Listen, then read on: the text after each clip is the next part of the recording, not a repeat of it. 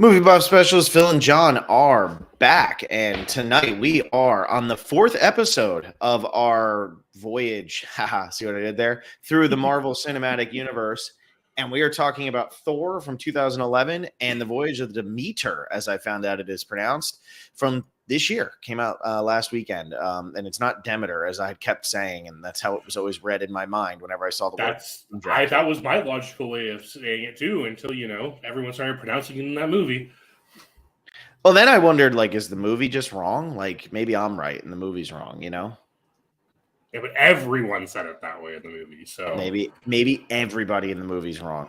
Everybody. Maybe the guy who made the movie just didn't know how to say it. But we're here to talk about those. We'll get there. We'll get to that one.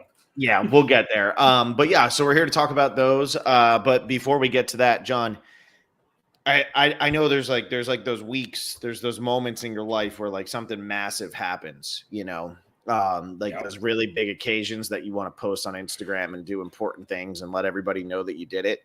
I had that this week. And I finally finished all the Best Picture winners. Yes, that's right. You did. I finally finished all the Best Picture winners. Since we were last on here, I watched Grand Hotel and Kramer versus Kramer. Kramer versus Kramer was my final one, which I sort of started to do on purpose once I got to my last 7 or 8, because when I did the AFI 100 years, 100 movies, 10-year anniversary, the last one I watched was All the President's Men. I thought it was funny that Dustin Hoffman, who's one of my favorite actors, his movie was the last one that I watched for the AFI Top 100, and now it's the last one I watched for Best Picture winners, at least as of now, because obviously there's going to be more. But yeah, finally finished them. I had set out on that journey quite a while ago, and Kramer versus Kramer was great. And Grand Hotel is much better than it has any business being, considering it is 90 years old. But it felt good to finally cross those off, and now I can just kind of keep going through other movies and stuff that I own and want to do. But yeah, it was really nice to finally say I've seen every Best Picture winner. And now when I sit here and say Coda sucks, I can say that so confidently. And it just brings me such joy when I say it's one of the worst Best Picture winners. In my opinion, it's the 5th worst of all time. So it just makes me feel so good to be able to say that. So what's up, John?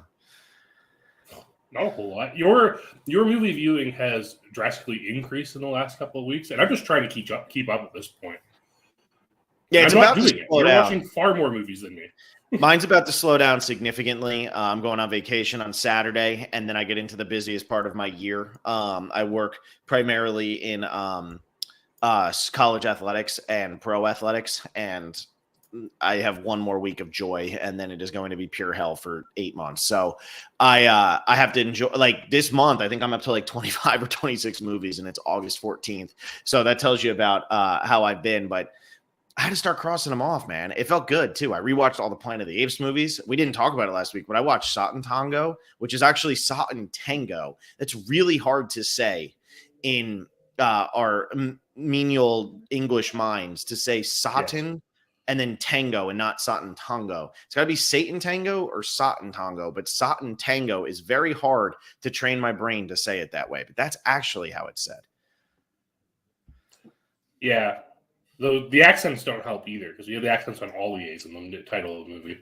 Except for in Tango. The one in Tango doesn't have the accent. That's why it's Tango. Mm-hmm. There you go. It's also a Tango. That makes sense too. Yeah, it is. It's 7 hours and 20 minutes long, and I watched that and didn't even mention it on this podcast last week, which is just pathetic. But all the Best Picture winners, John. I don't know if that's something you keep track of, or if you have any have ever gotten to. But do you have a worst Best Picture winner before we jump into Thor, a movie that we totally disagree about? I don't know. I honestly don't know how much, because I haven't seen many of the early Best Picture winners. And I haven't seen some of the ones that are very often considered some of the worst. Mm-hmm.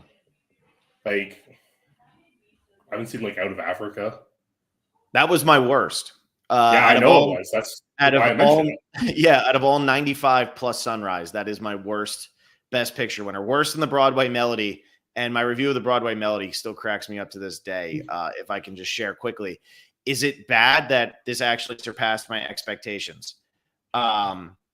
and it's 1 star. So it surpassed my expectations, and I gave it 1 star. And it's still better though than Out of Africa. Out of Africa is horrible, but those were my bottom 2.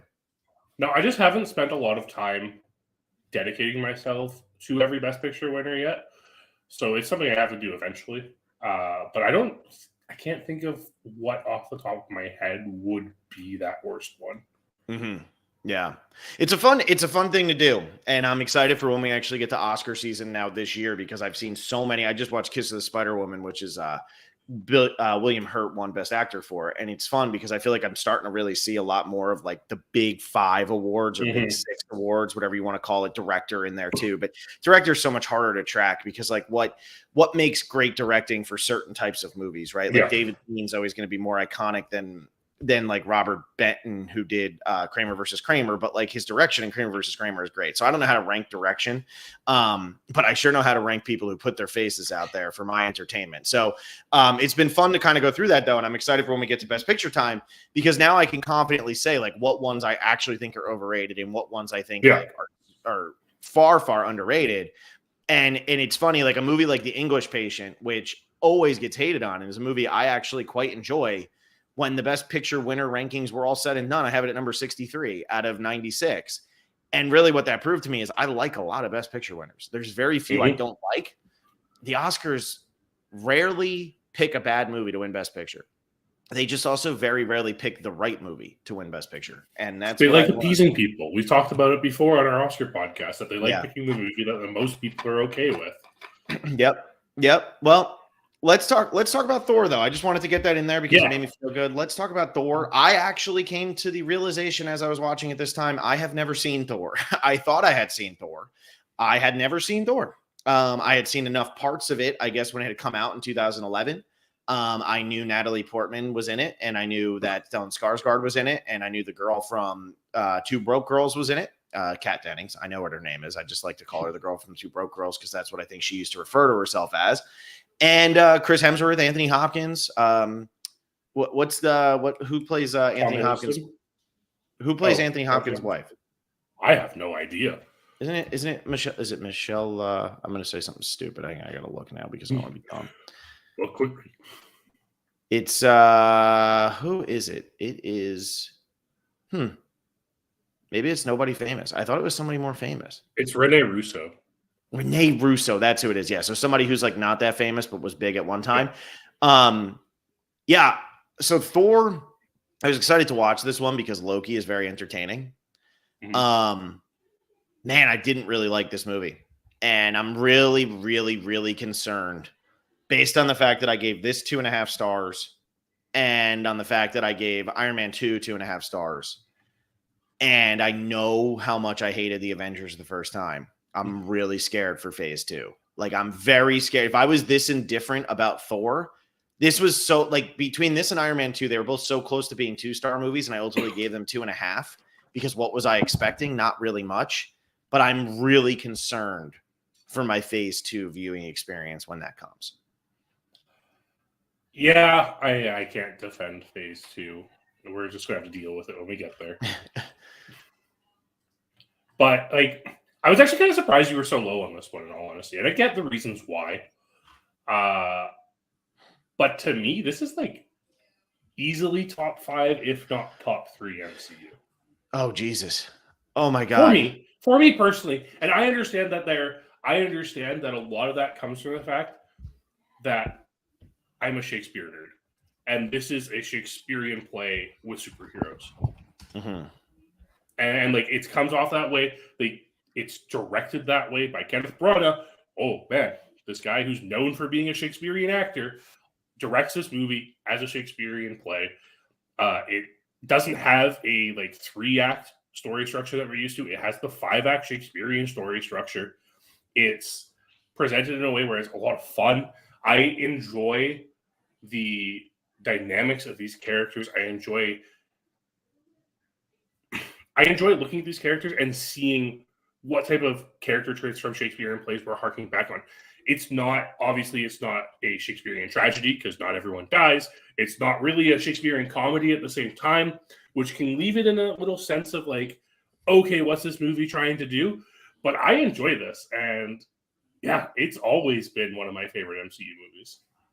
Yeah, I mean, look, this could still end up in my top 3 MCU movies, dude. I don't have very It high could. expectations for what's to come. So this could still end up in my top 3. Right now, I have it at number 2 out of the first 4.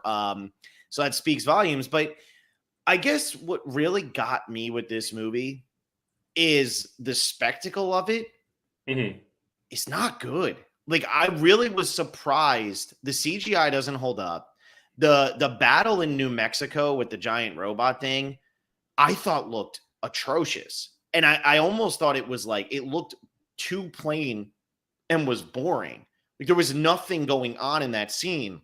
Mhm. And I I say, you know, I love the show Rome. I love that Ray Stevenson got more work. He just passed away this past year. So those I'm gonna say those things now. Oh my god, Thor's friends suck. I hated Thor's friends every minute that they were on screen. And this goes into this is like my biggest complaint with these types of movies, and this is just why like these things just don't work for me. Mhm. I hate that really corny, really cheesy, like we're buddy old pals and we're gonna do this, and like it's so caricature, cartoony, whatever you want to call it. I hate that trope. I hate it in everything. It doesn't matter what it's in. I hate it in everything. And in this one, it's just they are such cartoons. And like, doesn't the guy get like stabbed by the ice thing at the beginning? Doesn't the ice shoot up and like stab him? The one friend? Yes. It is never referenced again the entire rest of the movie. Because he's fine. He's fine. He's just 100% fine. Like 100% fine. You never see him heal. You never see it. I thought like, okay, he's gonna die. Like that's a nice touch. There's a character we don't care about, but that's nice. They never mention it again. Yeah, because he's a background character. Again, like we go into the Shakespeare of it all, right? Like these are like your Rosencrantz and Guildenstern. These are your like the players, Mercutio, right? Like it's your bit players in it, and like you have to have them because it kind of shows the relationships of your main characters and like what they're going for. But they are there strictly to be like that cartoony character. They're not supposed to feel like a real character because they're kind of just like flushing out the cast. Yeah, I get that. And I guess in these movies there's so many characters anyway. Like and recognizable actors playing these parts. I mean, this is Natalie Portman coming off of the Oscar for Black Swan. Stellan Skarsgård was always a face everybody knew. I think this was right after Mamma Mia. Kat Dennings, like I joked, like I think by this point she was already in Two Broke Girls. I think it had already started up. You have Clark Gregg, who now we've seen in all the previous movies. You have Anthony Hopkins. You have Rene Russo, whose name I couldn't remember, but is in things. You have Idris Elba, who I know at the time wasn't really a household name by any means, but like you have this is post The Wire. Like he's a household name at this point. I will say this. I think The Wire has aged, has grown in the pop culture. It's kind of like Gene Dillman, where like nobody was talking about Gene Dillman like more than like 4 years ago. And now all of a sudden it's #1 movie of all time on BFI's list or whatever it was, or Sight and Sound. I feel like that's kind of The Wire, where The Wire like wasn't as viewed when it was out. So I think Idris Elba, like for sure, but I think Idris Elba at this point, like my mom would know who Idris Elba is, and she's never watched The Wire. Tom Hiddleston, like you have a lot of great characters. You have a lot of worlds going on because you have Asgard.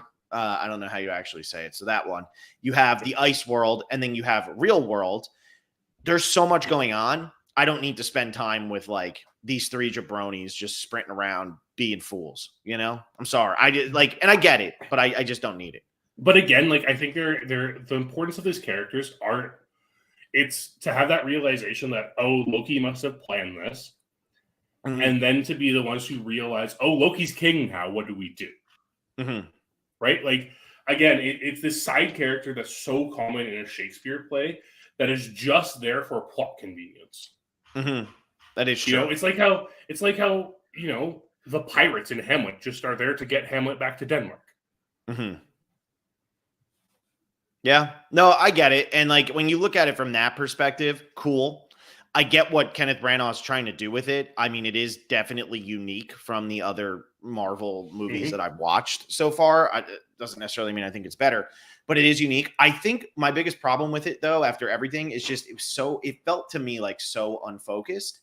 And I think the biggest problem with like this movie and Iron Man 2 compared to the first Iron Man, and we talked about it a lot with Iron Man 2, it just felt like it wanted to tell too many parts of the story.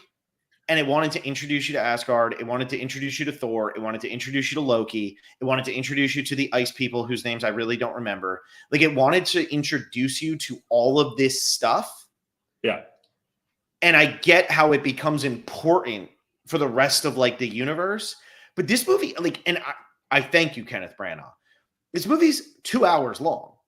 Mm-hmm. They jam a lot in a very short amount of time, and I think it's to the detriment. I am so thankful it's not a 2.5 hour movie, because I think the Marvel movies get ridiculous with their length. I mean, Black Panther felt like it was 3 or 4 days of my life, but I do think like there was so much of like boom, boom, boom, boom, boom, and it almost felt like it wanted to be. And I said this to my wife while we were at the end of it.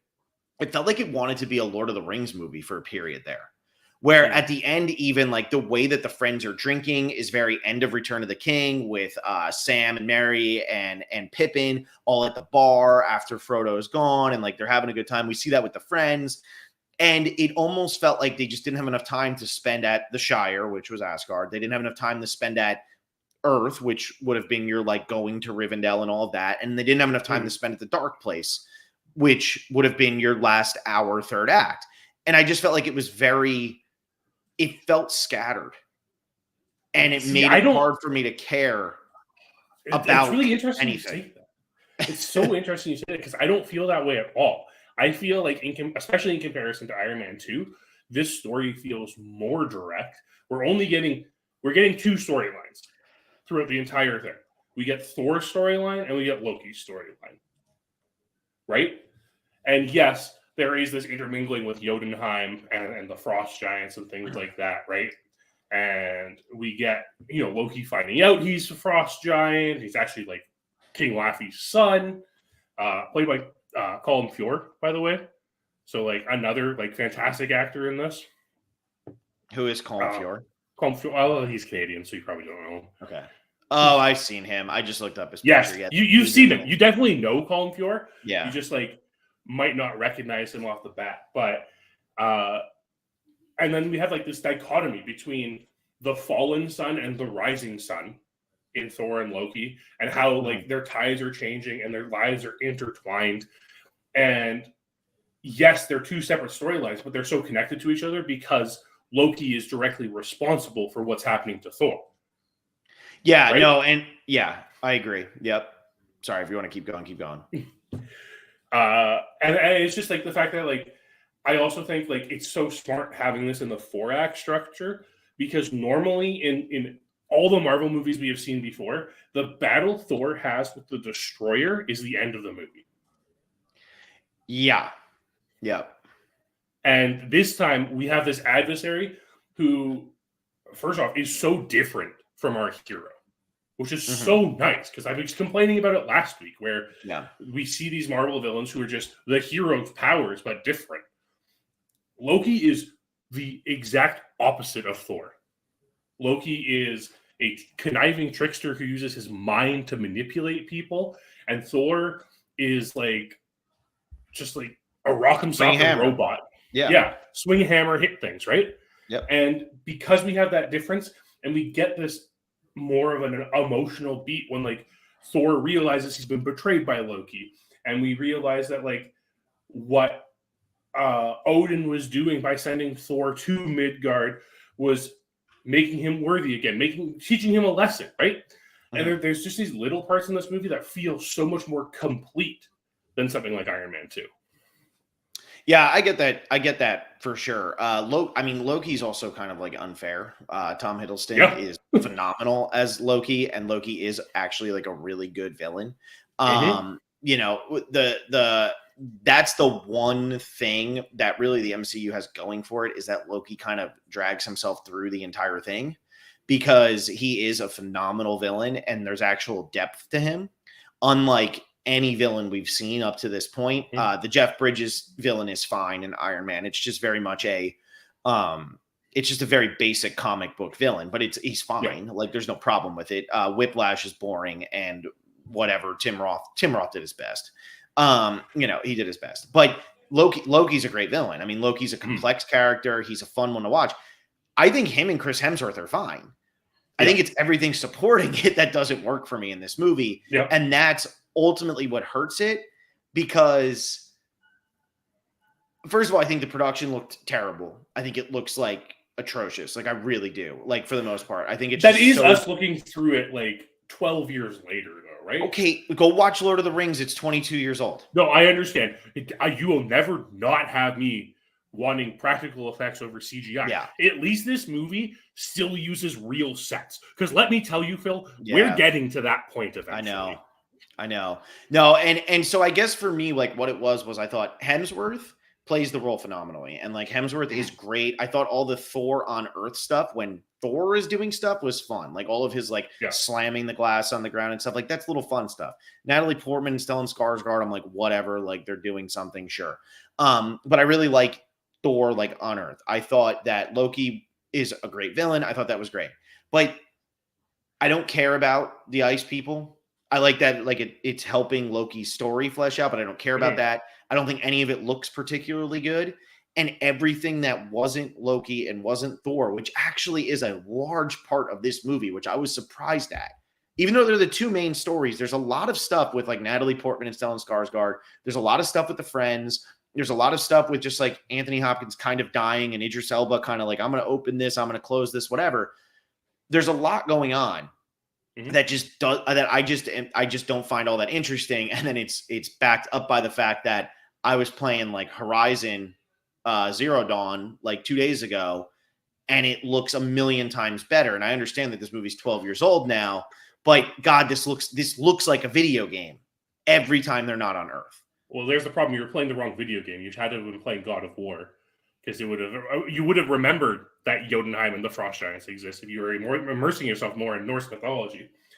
But I actually think Natalie Portman and I think the characters of Jane Foster and Stellan Skarsgård's character are so important to this story, because we're still at a point where Marvel's not really willing not to have the romantic co-lead. Mm-hmm.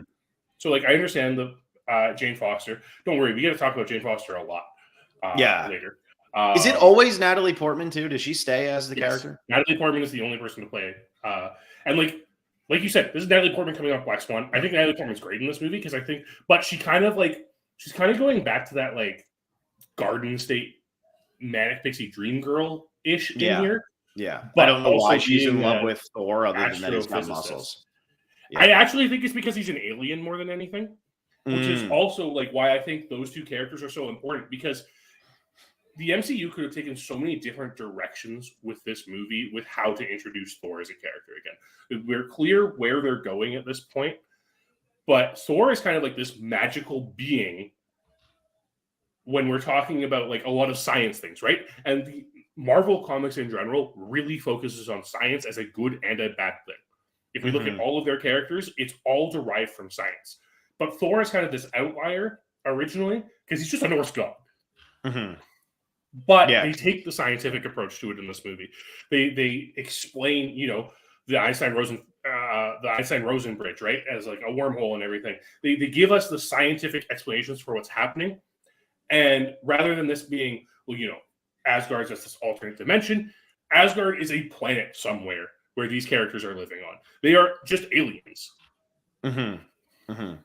Yeah, which is kind of like interesting. I guess the interesting part about the Avengers is that they all are quite different from the standpoint of like Iron Man's just a rich guy who builds himself a suit.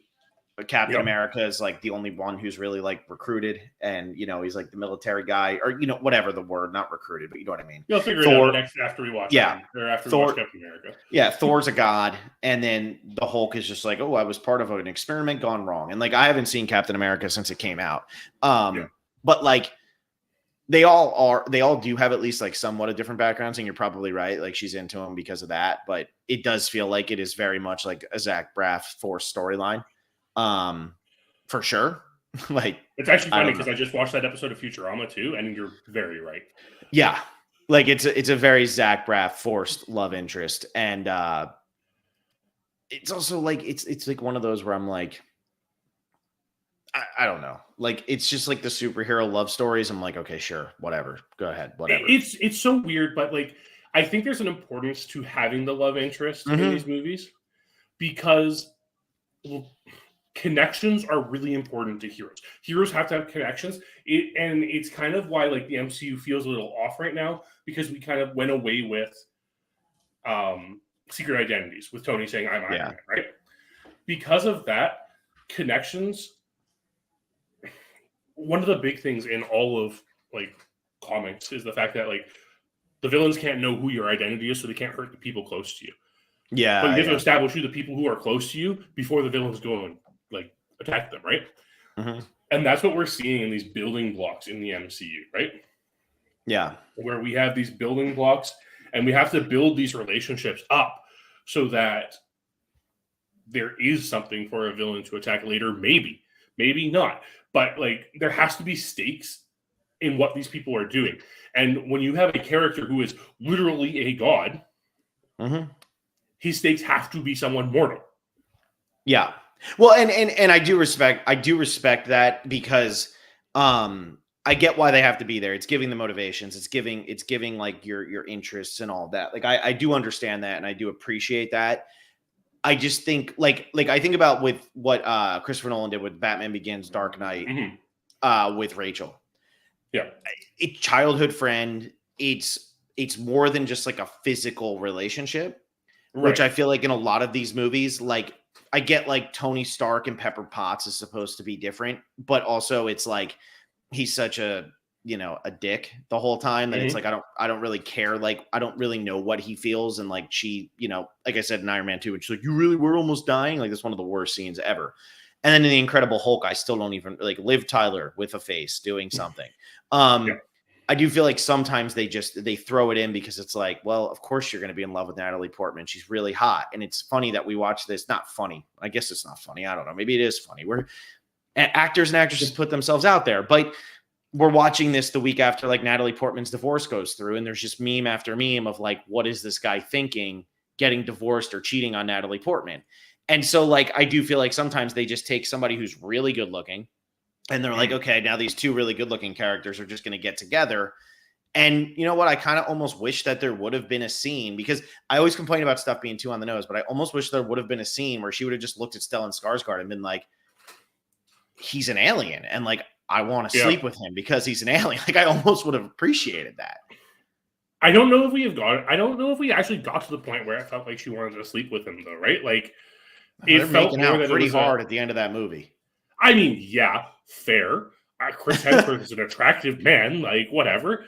And hot people got to be hot people sometimes, right? I'm just saying. I know, but I think it is that actual curiosity about this thing she's been studying her entire life. Now all of a sudden there is someone who can answer it. Right? Like it's that curiosity. And I think that's why Jane Foster is like a little better than some of the female characters we do get in these movies. And like some of these like ancillary characters we get in some of these movies, because there's at least some logical motivation behind how she's approaching this. Yeah. No, I agree. I agree.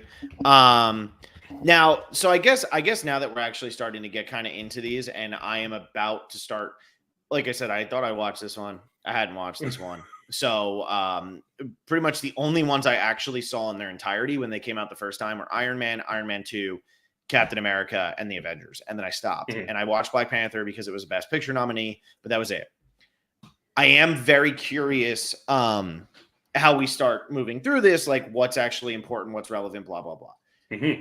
In the grand scheme, out of the first four, is Iron Man kind of the most important to the huge overarching story, and then Thor is second? Or is Thor actually more important than Iron Man? Thor is the most important in my opinion. Okay.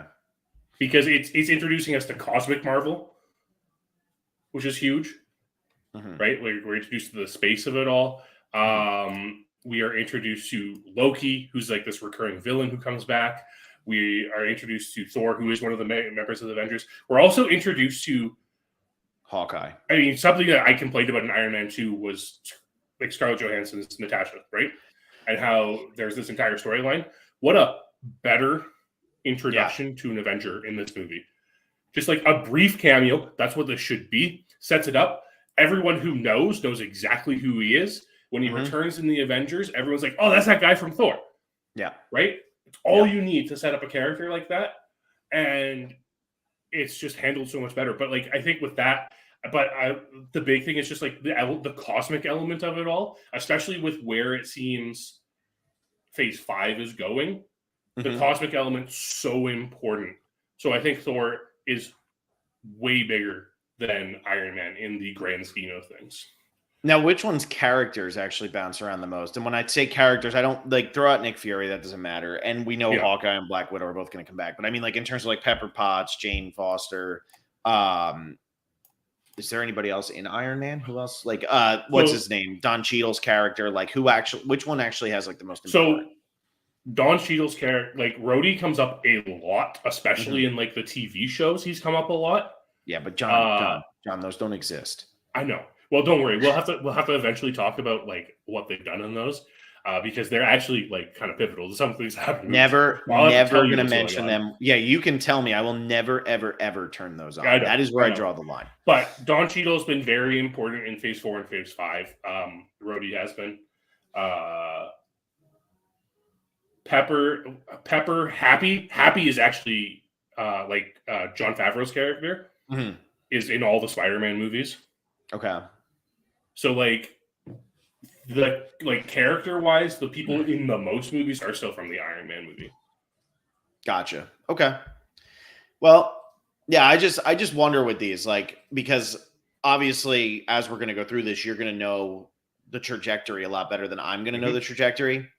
So I just wonder like what's actually relevant, what's important, like what's really a standalone, because I always say if a movie can't stand alone on its own, then it's not a great movie. Like, look, like Empire Strikes Back is great because Star Wars exists and it's a continuation of that story. But I can also just sit down and watch The Empire Strikes Back without watching the first Star Wars. Now I have to watch the first Star Wars to get the story, but I can sit down and just watch The Empire Strikes Back and be like, yeah, this is a good movie.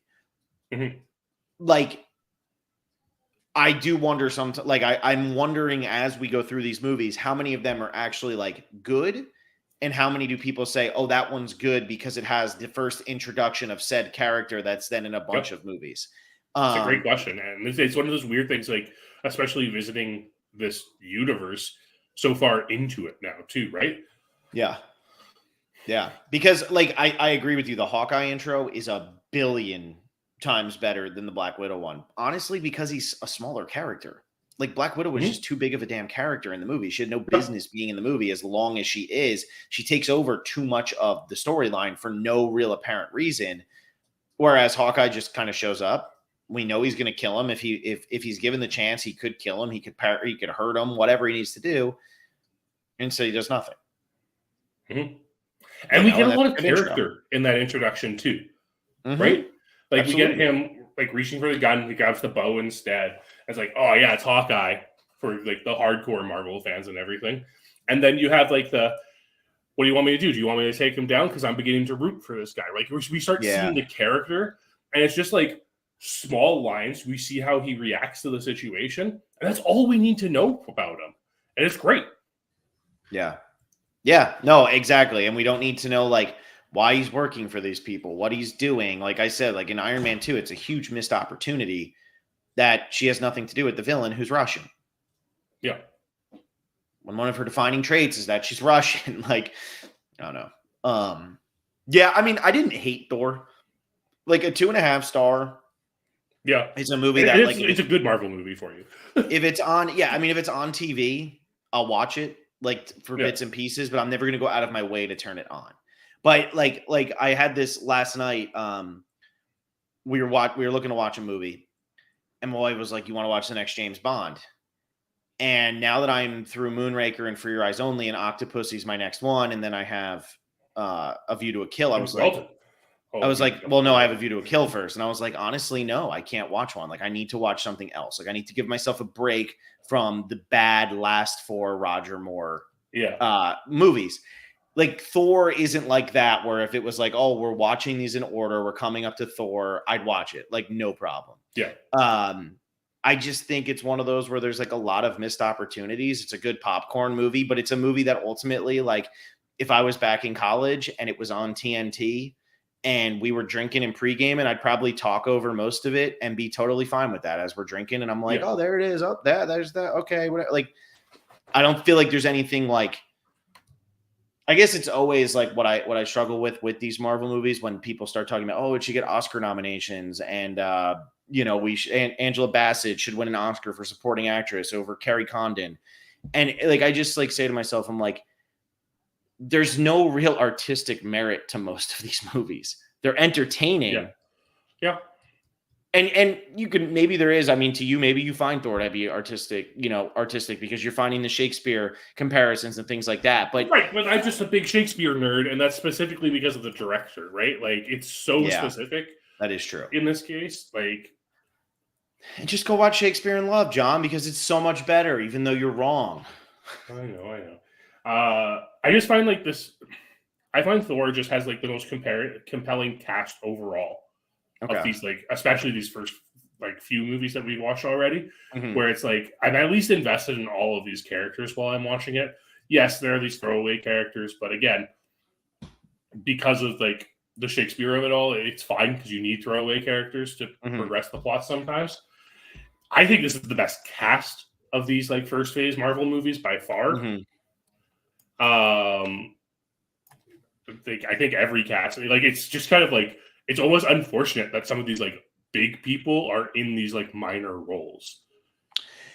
Yeah, but I think it's unfortunate, but also fortunate, because I think if they were too big, if they were huge roles, I don't think that they'd be able to get them back to keep playing the roles, or they would want bigger parts. And I think with as big as these casts become, you don't need to be jamming. How are we going to find 45 minutes for Natalie Portman and 45 minutes for Jeremy Renner and 45 minutes for everybody in these movies are Oscar nominated people or Oscar winning people. Like, that's, you got to find it. And so you need some of them to just take on small baby sized roles. Like, so, but I think the big thing with Thor, and it's something that I've always said about the MCU movies are better when they are a genre film that has superheroes rather than a superhero film with genre tropes.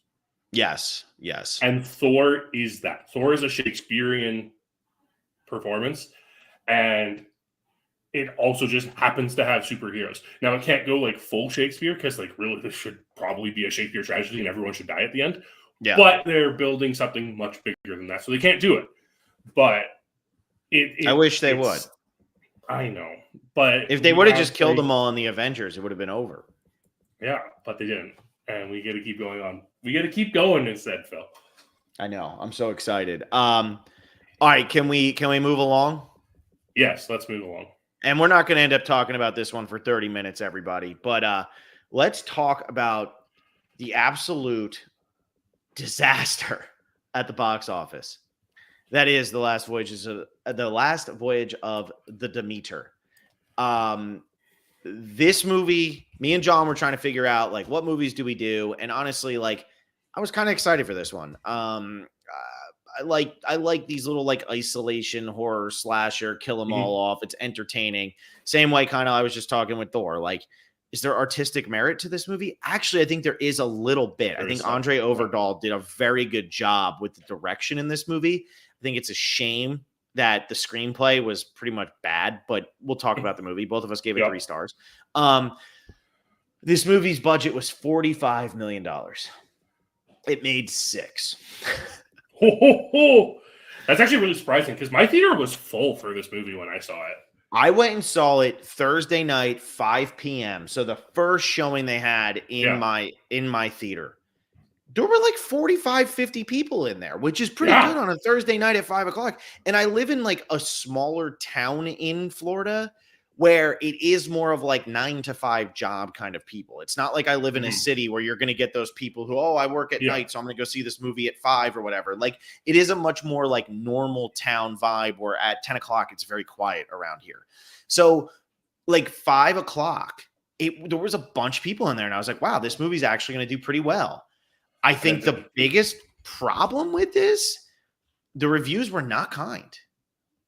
They were not kind to this movie at all. And I don't necessarily think that it was fair. It ended up with a 51% on Rotten Tomatoes. It had gotten down all the way to like a 40, and then it went up to a 51, which is still better than Haunted Mansion and better than Meg 2. But who wins at the box office this week? Well, number 1 is Barbie and number 2 is Oppenheimer. I mean, they've been out for a month, and these movies are still 1 and 2 because that's just what people care about. It's not Gran Turismo, and Gran Turismo comes out this week, I guess. But it's nothing else. It's those movies. Those movies are the ones that are killing it right now at the box office, and there's just nothing that can be done about it. Like, they're just going to keep winning. This last weekend, Barbie, 33 million. In its 4th or 5th weekend, 33 million. Oppenheimer, an R-rated movie, $18.8 million in whatever weekend that's in. I guess this is their 4th weekend for each of them, right? Yeah. Teenage Mutant Ninja Turtles in its 2nd weekend, 15 million. The Meg in its 2nd weekend, so 12 million. So Teenage Mutant Ninja Turtles jumped the Meg. But Barbie and Oppenheimer have this staying power that we just haven't seen from movies. So Last Voyage of the Demeter is looking at it going, okay, there's nothing coming out this week. We're going to do fine. The problem is Barbie and Oppenheimer won't die. They will not go away. And you look at Haunted Mansion, in its 2nd weekend made $5 million. I mean, that's the movie we talked about last week. It's terrible. This is a disaster for Disney. 76 million worldwide. That's horrible. And Demeter just had nowhere to go because of movies that have been out for a month. So we both gave it 3 stars. It only has a 51% on Rotten Tomatoes. What was now that I just talked about box office numbers and people are like, dude, stop saying math. What was your takeaway from this movie overall? This movie was a lot of fun. Like, that's just what it comes down to, is this was a fun movie. We went in and I really think this movie is one of those movies that really is the reason why we're doing this series right now. Because this is a movie that I probably wouldn't have seen in theaters otherwise. Yeah. I would have waited for a home release and watched it there. But this was really fun. And like you said, the script wasn't great. Definitely had some shortcomings. But there were a lot of really good things to like about this movie. And I just went in with kind of an open mind to it. The reviews had come out. They were bad. And it was oh no, is this going to be absolutely horrible? So maybe it lowered my expectations for it. But I also went in just expecting exactly what this movie ended up being. And I guess that's the detriment of the movie, is that it didn't do anything surprising. But I guess that's also what I appreciated about it, is I went into this movie being I want to watch Dracula kill these people one by one. And then Dracula killed them one by one. And that's what I wanted. That's what I wanted. If you're going into that movie expecting to see high art, it just wasn't going to happen. Maybe you get really lucky. But that's when I went and saw Nobody, and I was okay, this will be an entertaining action movie where he beats people up. And then I thought that movie was just incredibly well made. I thought the acting was phenomenal. I thought it was very tongue in cheek in the best ways. I ended up giving that a 4. I call that a 4-star movie. I love Nobody. It surpassed my expectations, but even if Nobody did the bare minimum, it's still a 3-star movie to me because it did exactly what I anticipated it doing when I sat down. And I just talked about Thor. I gave Thor a worse rating than Last Voyage of the Demeter because Thor to me was a little too all over the place. It's just tell me the Thor story. Just give me Thor, give me Loki, let them battle it out. But when you're trying to set up a franchise, you can't do that, especially when your biggest villain in the franchise is in that movie. You can't have them die. You can't have any real satisfaction. Demeter just kept going, and they killed off one by one, and that's what I wanted. And the characters, there was really no depth. I mean, Corey Hawkins plays a great role. I mean, Corey Hawkins and Liam Cunningham are phenomenal as actors, but their characters aren't exactly anything special. Aisling Franciosi, who plays Anna, we're going to talk about Anna a lot. She was fine, but I don't know why that character was in the movie. And pretty much it was all just kind of fine. It was your basic action movie where the characters are very one-dimensional because they're all going to die, except for the 2 or 3 characters that last the longest. And there's a kid, so he's a kid. That makes him stand out. And it's not Alien. It's not The Thing. No. But it was fun. I enjoyed it. I'd watch it again for sure. I mean, I'm someone who just I recently watched all the Friday the 13th and all the Nightmare on Elm Street movies. And like, this is kind of in the same vein as those, right? Like, it's a slasher movie. Your slasher just happens to be one of the most famous monsters of all time. Yep. And I do wish they did more with Dracula in this movie. I wish they varied things. Like, one of my favorite things about like these slasher movies, I like the variety in kills, right? And this movie did not have a variety in kills. All the kills were kind of samey, but it was the lead up to the kills in this movie that really made me enjoy it, because it was a lot of like the lighting in this movie, surprisingly really good.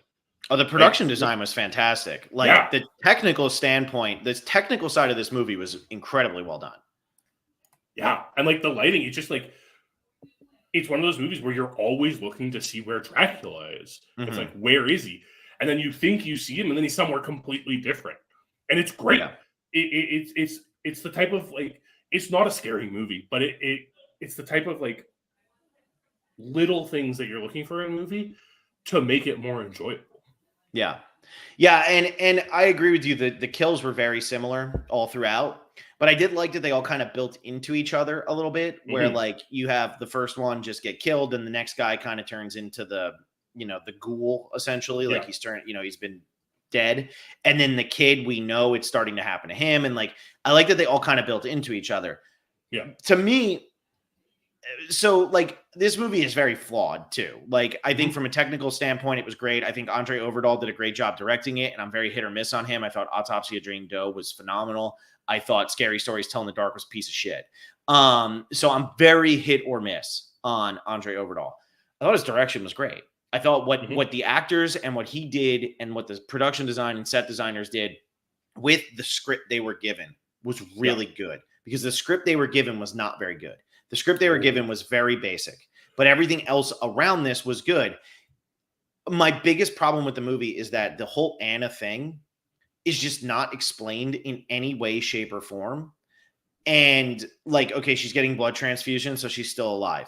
Okay, but everybody else gets bit one freaking time and they start turning into a zombie overnight. She's in a box getting chewed and eaten. Like, okay, he's playing with this food a little bit, but like, why was that not like more drawn out, established? Why wasn't there a twist to that where she was working with him because she was a vampire? Like, that's way better than her just setting off to sea and burning herself to death. I honestly thought it was going to be one of Dracula's wives. That's what I thought, man. I was hoping. Right? And then, like, there's a lot of established pathology when it comes to vampirism and things like that. And one of the things that we didn't see that would have, the smallest thing you could add to this movie to make it so that the Anna character is completely explained, the simple rule of the only way someone turns into a vampire is they also drink Dracula's blood. Yeah. Right? Very established in the Dracula mythology. Literally all you need to do is have that one scene. It explains everything. All of a sudden we know why Anna's not a vampire. Yep. And they didn't do it. Nope. But like you said, like this is a very bare bones script. It's very basic. It is like a basic like slasher type thing. And it doesn't play into the Dracula of it all enough, in my opinion. Yeah, it almost had like a Descent feel to it with the monster in this, where it was very like mindless. Although I guess like Dracula was smart enough. He follows the guy out onto the lifeboat, kills him. By the way, this is a spoiler heavy podcast. This is like, I should have said that early, but this whole series is going to be spoiler heavy. So if you're not watching the movies that we're talking about, like, yikes, my bad, but like, sorry. But like, he's not suave, and we're used to seeing Dracula suave, right? Like that's the big thing with Dracula is he's always kind of smarter. He's more sophisticated than other villains, all of that. I'm not mad that he wasn't. I guess what I was most surprised at the decision of is that when we see him in London at the end of the movie, he still looks like a vampire bat. And I think it would have been cooler had they just like seen him and it was like a much more sophisticated man, and it was almost like he came to full being by eating all these people. Well, that's kind of what I was hoping for too. Was like when we first see Dracula and he's like feral bat-like creature. Like, okay, I like this. But I wanted to see him kind of like go into that Dracula we know. Or at least like get a little more like Nosferatu-y going on. Yeah. You know? Yeah. Where, because like it kind of felt like that's where the creature design was definitely Nosferatu. Like based off Nosferatu. Like by a lot. Like so obviously. And I just wanted to see it progress because, or like at least get to a point where Dracula's talking, right? Because he's supposed to be a talky villain. Yeah. And like he should be taunting these people at the end. When we get to this last night and it's this bloodbath because everyone can die now because Dracula doesn't need to keep it, doesn't have to pace himself anymore. Yeah.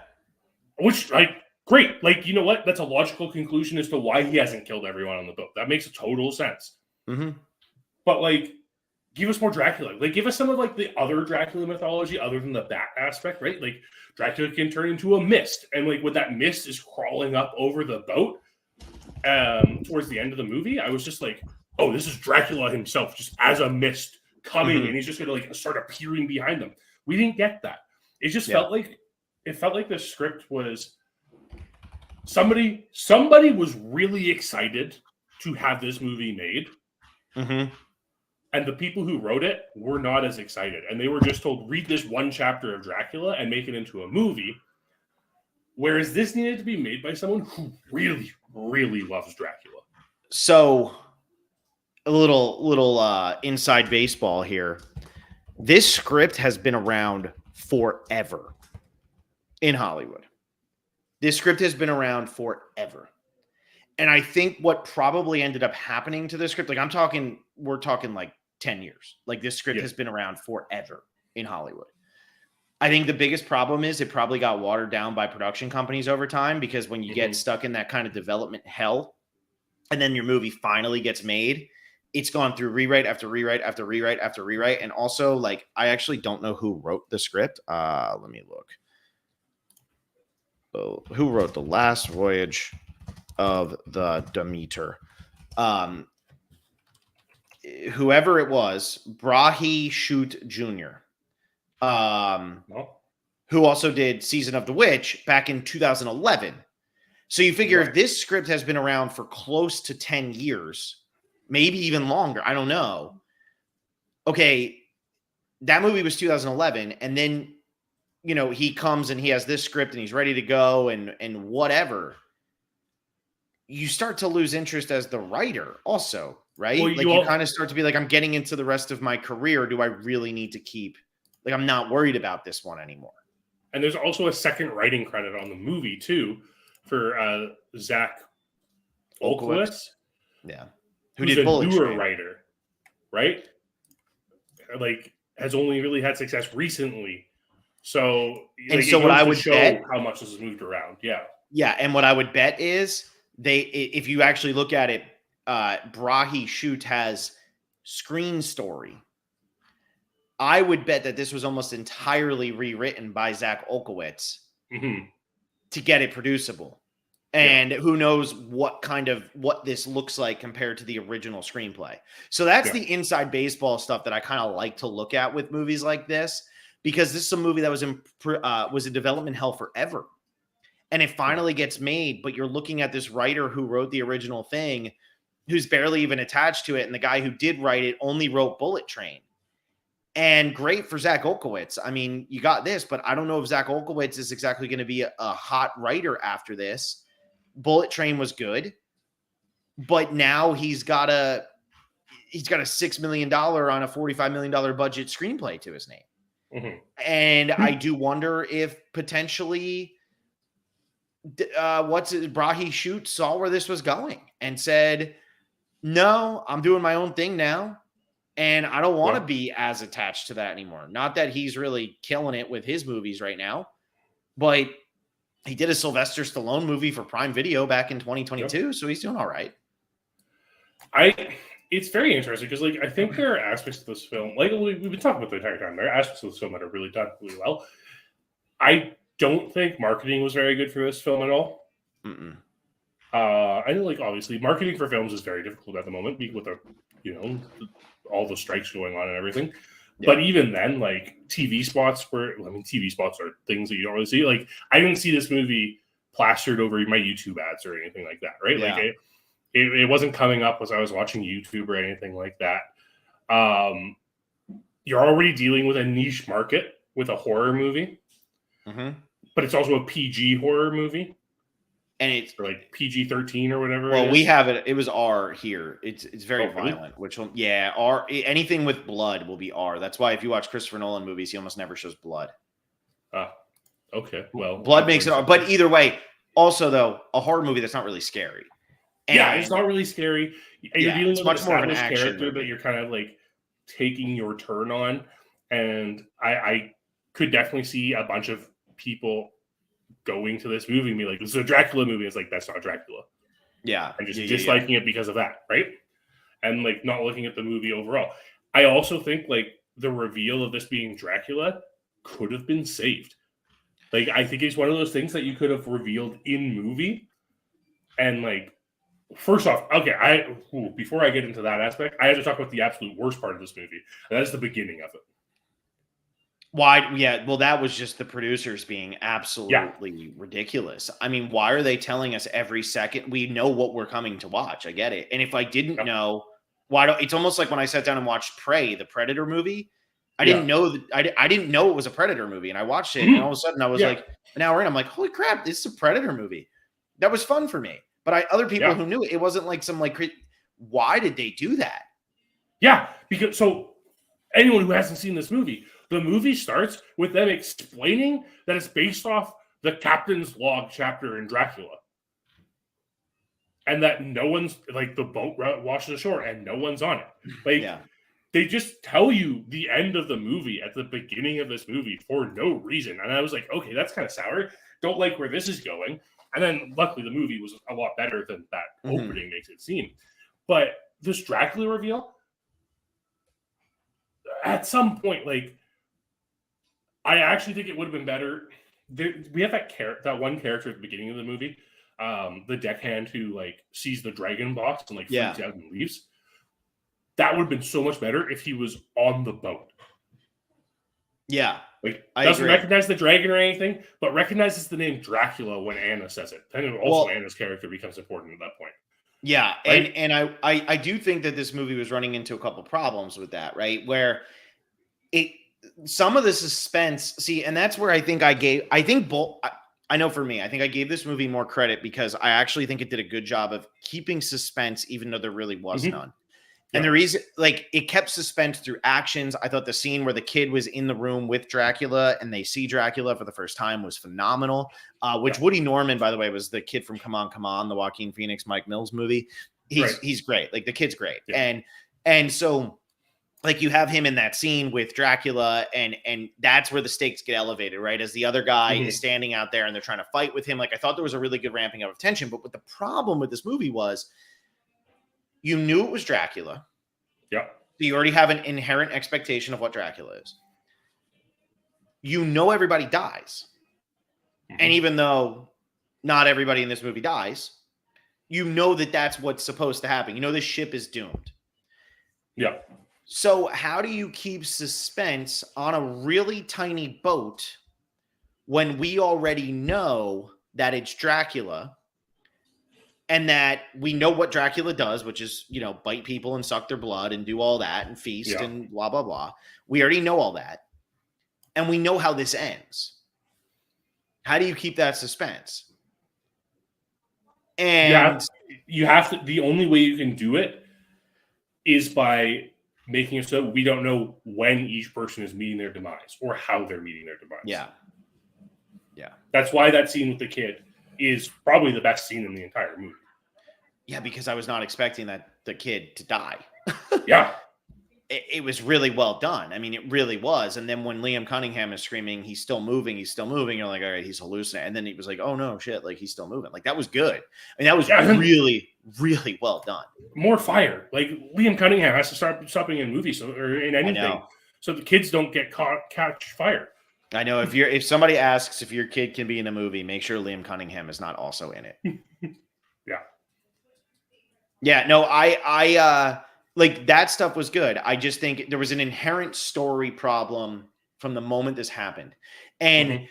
that's where, like, I thought the visuals on the Dracula bat were amazing. I Yeah. thought that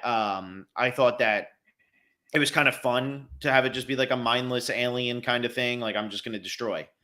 But imagine if they really did kind of go the route of Renfield Dracula, like the book, and we do get a more intelligent Dracula who is like, there's a stowaway on this boat, Yeah. and almost don't tell us right off the bat which one of these people is Dracula, and Mhm. turn it into almost a Murder on the Orient Express kind of thing, Like a whodunit type thing, yeah. a whodunit of which one of them is actually Dracula. Because there's a way to pull that off, Mhm. where it's almost like The Thing now, where you have them all on the boat. We don't know how it's been established. It could be the captain. It could be anybody. And we don't actually see Dracula come out of the coffin, have them set sail on a very rainy, dark day where there is no Yeah. sun, or they set sail right before the sun comes. Who cares? They're just institute a reason, right? The reason can Yeah. come from Dracula. But to have that and make it, that's where you can create suspense. That's where you could have created intensity. And that's where Dracula then becomes interesting, because now one of these people is lying to everybody and is actually the reason that everybody's dying. And if you go the Renfield route, well, now there's somebody who's also helping Dracula make this happen. Yeah. That's really fun. And I think that the route they went was fine. I'm not surprised it was a route that made them $6 million and that ultimately has them with like a 51%, and a movie that we are calling fine and we're happy we watched, but also like, I don't Mhm. need to revisit this all the time. If it's on, I'll Oh, watch it, but like yeah. whatever. Um, but they could have gone a much different route and really shown the intelligence and sophistication of Dracula and kept the Mhm. audience in the dark, because we know the villain has to be the bat creature thing, because that's who Yeah. we see as the villain. But if we get this same movie where we don't get somebody popping out of a coffin and we don't get a bat thing and we don't get any of that, and maybe we just get the girl stowaway and they start blaming it on the girl, Mhm. all of that can happen. But now Dracula is one of the actual crewmates. I get it kind of defeats the purpose of Dracula, but this also didn't have him speaking or anything, so it kind of defeated the Yeah. purpose of Dracula too. Or have him like controlling them, right? Like we know he has mind control powers and stuff like that, right? Like Mhm. again, this is Dracula. We know what he can do, Yeah. right? Have him do something like that where he like hypnotizes someone to be doing stuff for him. And then Yeah. like that's showing the distrust amongst the crew. It's again like the way the movie's executed is fine. It's fun. But there was a lot of potential that just Mhm. wasn't met. Yeah, I absolutely agree. Absolutely agree. It just missed on a lot. And like, this is like I was saying with Thor, it's like 2.5 or 2. This is like a 2.5 or 3.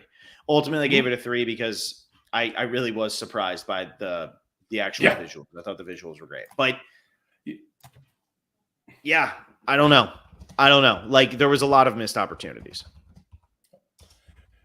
But I think this is like it's almost a good lesson for people moving forward. Like this is like public domain material that can Mhm. be turned into a movie like this. And with us coming, like when we do eventually come out of this writer's strike, you're going to see horror movies because they're cheap to make. Mhm. You're going to see things based on public domain because they're also cheap to make, right? Yep. Like these are the types of things we're going to have. And this movie, like The Last Voyage of the Demeter, is pushed in the right direction. It just doesn't go far enough. Yep. So hopefully people are willing to go far enough when we do get to that point where this is pretty much all we're seeing in the theaters. Yeah. No, I agree. Like keep going with these Mm-hmm. kinds of things. The problem is with how bad this movie just did. You're not going to see a Dracula on a boat movie maybe for the rest of our lives, John. It's unfortunate because really, like the premise, Dracula on a boat, is already enough that should bring people in. Yeah, I know. It just, like you said, there was a marketing problem. It's the time of the year. Man, people just have not shut up about Barbie and Oppenheimer. I mean, Barbie. Yeah, I think people did underestimate that.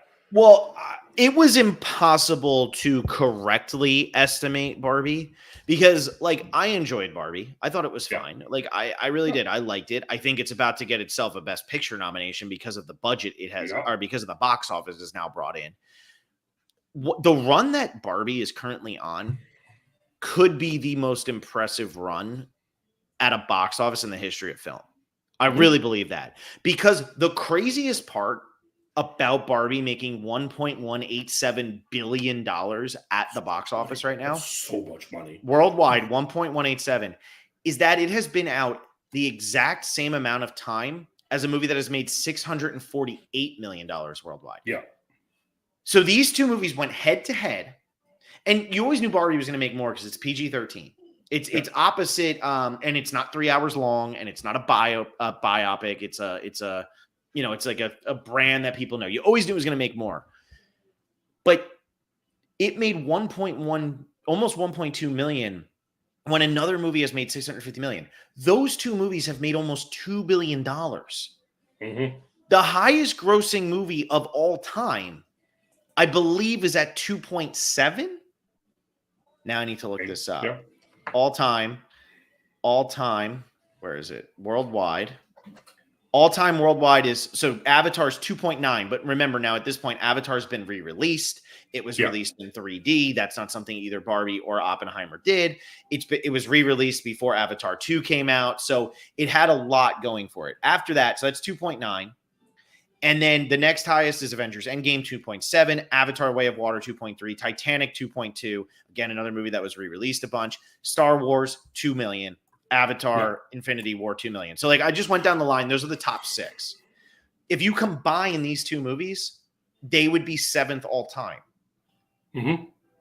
That's ridiculous. And that's what's so impressive about the fact that Barbie has still made $1.1 billion, is that it is taking, like, Barbie right now is 25th all time in domestic box or in worldwide box office. Now, granted, like, I understand we're talking, like, not with inflation, or, you know, this is just, it's not taking into account any of that. So that's still whatever.